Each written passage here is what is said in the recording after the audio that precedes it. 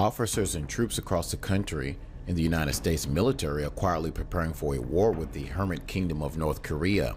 As quietly as possible, the increase in military exercise suggests a renewed focus on getting the country's military prepared for what could be on the horizon with North Korea. From Fort Bragg in North Carolina, where last month a mix of 48 Apache gunships and Chinook cargo helicopters took off in an exercise that practiced moving troops and equipment under live artillery fire to assault targets, to the skies above Nevada, where 119 soldiers from the Army's 82nd Airborne Division parachuted out of C-17 military cargo planes under the cover of darkness in an exercise that simulated a foreign invasion.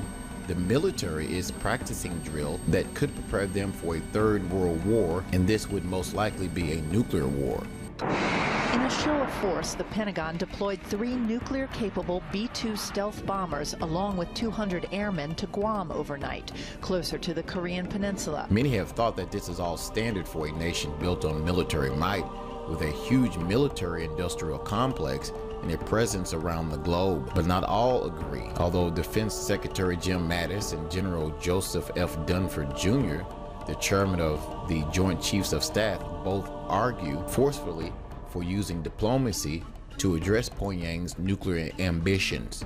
They still anticipate a war with North Korea, Mr. Mattis said in August, would be catastrophic. Still, about 24 current and former Pentagon officials and senior commanders said in interviews that the exercises largely reflect the military's response to orders from Mr. Mattis and service chiefs to be ready for any possible military action on the Korean peninsula. Rhetoric between the United States and Pyongyang has cooled since the high in September, when President Donald Trump and North Korea's dictator exchanged barbs. Trump vowed to totally destroy North Korea if it threatened the United States and described the rogue nation's leader, Kim Jong-un, as Rocket Man. In response, Mr. Kim said he would deploy the highest level of hardline countermeasures in history against the United States and described Mr. Trump as a mental deranged U.S. dotard. What do you think?